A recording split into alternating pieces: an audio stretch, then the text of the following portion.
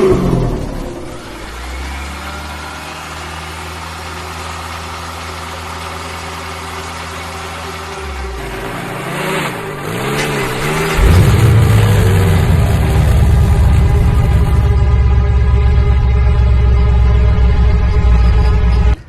friends, back in another video. In the previous video we saw 6 important basic steps for a beginner to do an off-roading. Apart from that, those basic steps, I feel that there should be a little bit of upgradation in our vehicle so that it is made more capable of doing off-roading. For example, you can upgrade the tires, right? See, this is an empty tire, which means mud terrain tire. So this is fully capable of doing off-roading, though it is a two-wheel drive vehicle. Only because of the tires it is able to do a lot of off-roading, and it is able to take up a lot of challenges and obstacles in off-roading.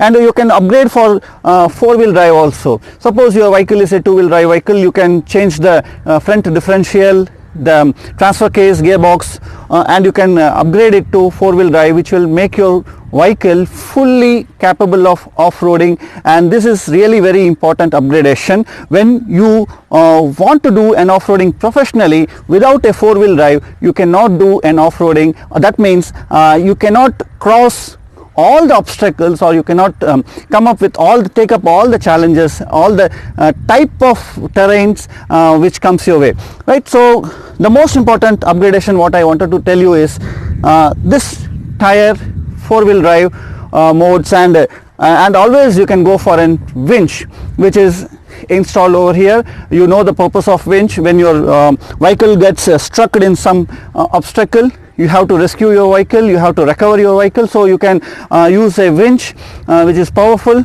So without the help of anybody else, or without the help of other vehicles, you can pull up that rope from the winch and you can tie it in some tree or other vehicles, and you can roll your vehicle back to the frame. So this is important. This type of upgradation is important. And apart from this, the most important upgradation is you yourself, that is the driver, right? So let me share you one of my experience, friend. When I started doing this off-roading, first time I was just dropping, it was almost a vertical drop, and it was just 3 to 4 feet of height, and I was dropping my vehicle. I was sitting inside. That was my first experience, and I saw that I was scared, totally scared, because of such an posture I was sitting. I never experienced in any vehicle going straight down, vertically down. So you have to come out of your fear. You have to know about the capabilities of your vehicle. For that you have to know about the dimensions of your vehicle, right? To understand the dimensions of your vehicle, it is very important, so that you will know whether your vehicle can be able to do this obstacle or not, can be able to come out of this obstacle or not, or will it perform or not. If you feel that it is not going to perform, please don't do it. Don't do it. And if you feel that yes, this can be done by my vehicle, so you should have the courage, you should have the spirit, you should have the sportsmanship to take up the challenge, and you can do. So for that you need to understand about your vehicle. So lot of times we speak about ground clearance, which is a very important factor in off-roading. So this vehicle has gotten very good ground clearance, as you can see, and the way it is climbed up the rock, and it is parked here in this rock, you can see it has got a very good ground clearance. But the statistics won't work in real-time scenario, because suppose, for example, if I say the ground clearance of this vehicle is 300 mm, right? That 300 mm is at the nearest point, which is nearest is at a one particular point which is nearest to the ground, right? So that statistics might not work in the real-time scenario. As you can see, the rocks may be of different sizes, different heights. So when you crawl over them, right, so that statistics might not work. So for that you have to get down, you have to see whether you have to judge, when you see that when the front tires are climbing up a rock, where would be the rear tires will be positioned and how what is the width of your vehicle, whether this can climb over this rock or not, whether it can when it drops or when it lands, so what will be the position of the vehicle. So all these things, all these type of things you have to analyze. So a lot of time we talk about approach angle, departure angle and breakover angle. I will show you some practically how it is judged, but still these all things you have to be very careful. These all things you have to be very these all things needs to be analyzed, and these things comes only when you do a little bit of off-roading. This can be learned only through experience.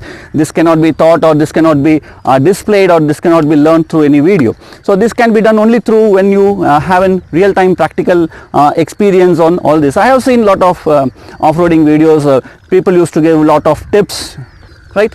So those tips are really very important because you learn from them, but it's just a knowledge. But until and unless we do them practically, we don't get the real-time experience of all such knowledge, right? So let me show you what is an approach angle, what is a departure angle, and what is an breakover angle. So these things are important, and you have to understand your vehicle.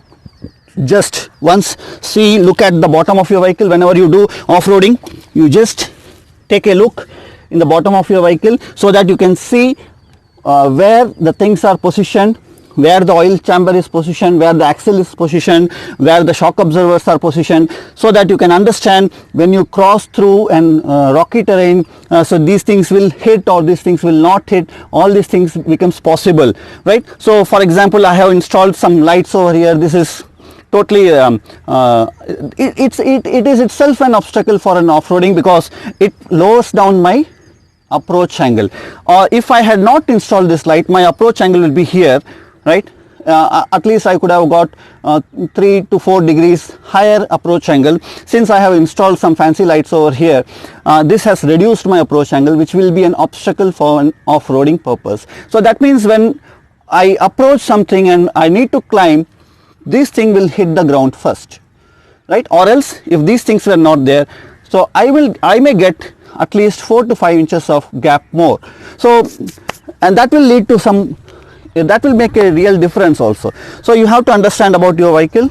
Just look down, you see the parts, where what part is installed in which place, and you can understand whether your vehicle will crawl through that trial, to that terrain or through over those rocks easily or not, right? So let me show you one small demonstration. Come on.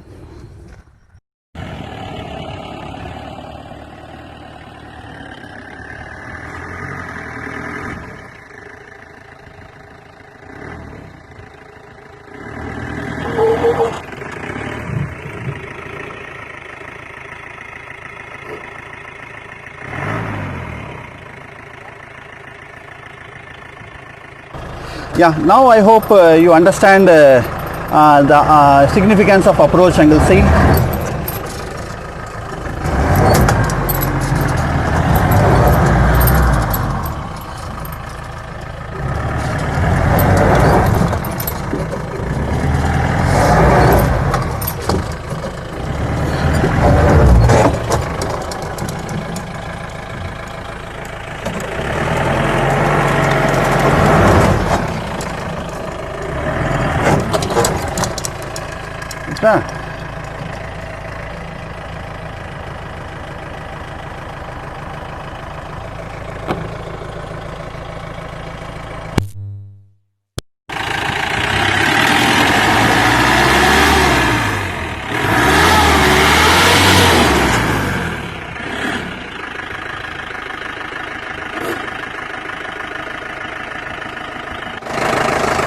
see, this is the purpose of breakover angle.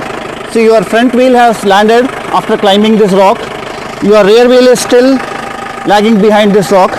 So if your breakover angle, that means this angle is not higher, what will happen? Your vehicle will hit the rock here and your wheels will be free, and you might not be able to cross this terrain. So you have to be aware of your breakover angle. You have to see that whether this is possible, whether your vehicle can climb this terrain and land back, on all on four wheels. Since it is a two-wheel drive vehicle, front wheels are free. We have only drive kind of within the rear wheel, so this is important. So you have seen the approach angle, this is the breakover angle, and let me show you about the departure angle. Say when your vehicle has climbed, now the rear part of that vehicle has gone down, so we have a rock here. So if the departure angle is not big or not higher, what will happen when your vehicle climbs on the front part, the rear part will come down and it will hit the ground, and sometimes it may get struck also. So the departure angle is also important. So see that your vehicle is having a good approach angle, departure angle, as well as the breakover angle. Thank you. Come.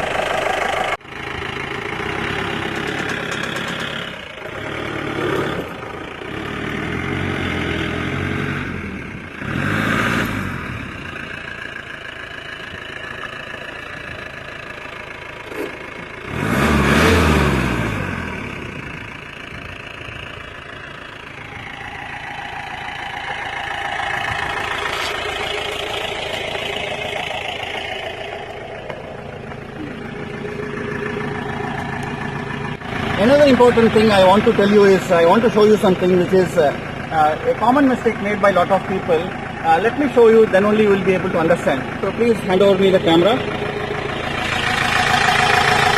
This is the diesel tank of a vehicle, and you can see the diesel outlet valve is in the rear side of the vehicle. So what happens when your vehicle stands in this, that means the front angle is down and the rear part is higher.